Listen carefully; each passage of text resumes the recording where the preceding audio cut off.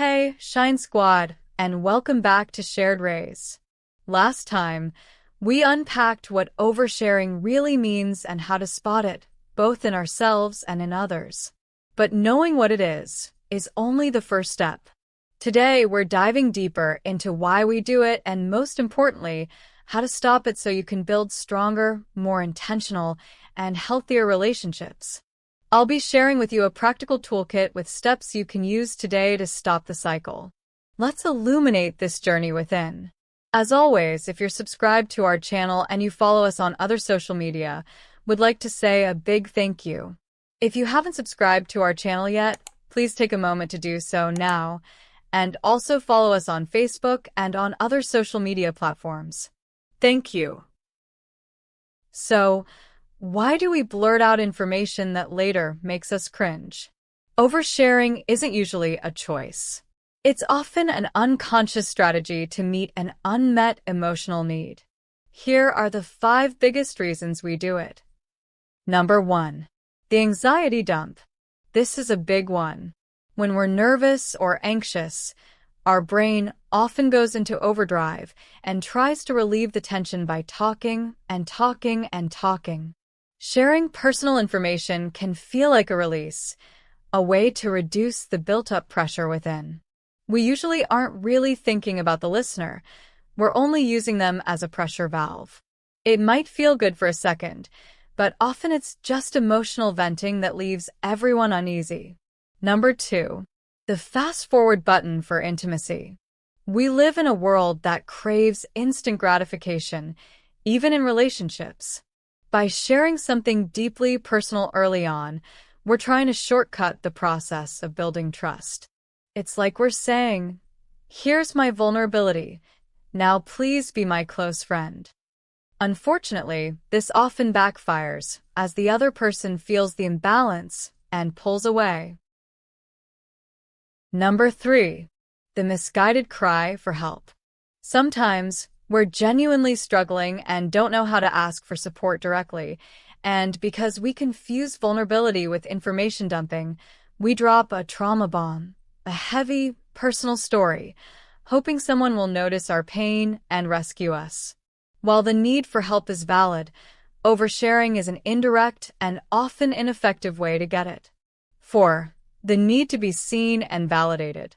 In such a noisy world like ours, we sometimes feel invisible, and we tend to overshare just to feel noticed, to prove we're interesting, or that our story matters. But external validation is a temporary fix for internal wounds and insecurities. 5. Weak or poor personal boundaries. This is the foundation for many of the others. For some, it's simply a lack of understanding of social boundaries. Knowing what's appropriate for a first date versus a best friend. If you don't have a clear sense of where your boundaries end and someone else's begin, you'll have a hard time knowing what information is yours to keep and what is appropriate to share. You might feel responsible for the other person's emotional reaction, leading you to want to fill the silence with too much information to manage their comfort. Knowing why we overshare is only half the work. The real power comes from knowing how to stop it in real time. So, here's a simple 5-step tool you can use anytime you feel that urge to spill too much. The pause method. First off, the P. Pause and physically reset. When you feel that urge to overshare rising, that anxious, word vomit feeling, the very first thing to do is stop talking. Take a slow, deliberate breath. Take a sip of water. Shift your posture. This simple physical interruption breaks the automatic anxious cycle and gives you back a sliver of control. Next is assess the impulse.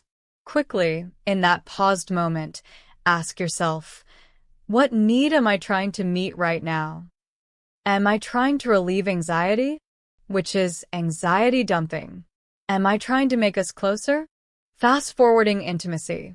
Am I hoping I'll solve my problem? Crying for help.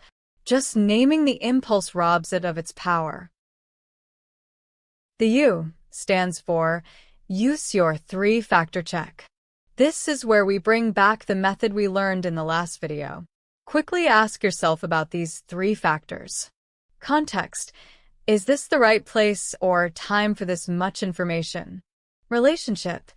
Is this person the right audience? Emotion. Am I calm or just trying to fill the silence?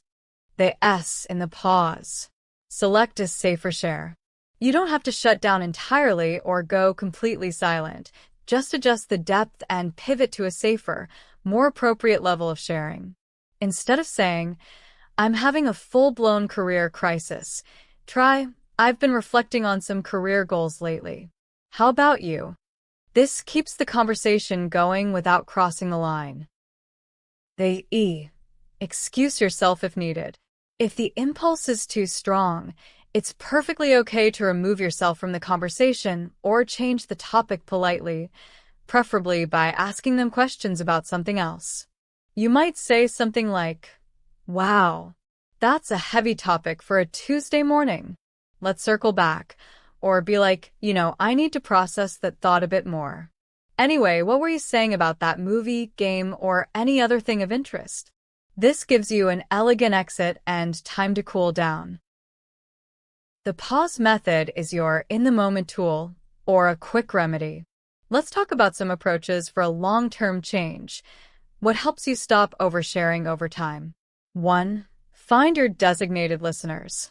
Identify 2 to 3 people in your life, a therapist, trusted friend, or mentor, who are emotionally equipped to handle deeper conversations.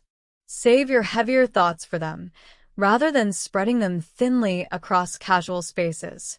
2. Listen more and speak less. The easiest way to break an oversharing streak is to shift the focus away from yourself.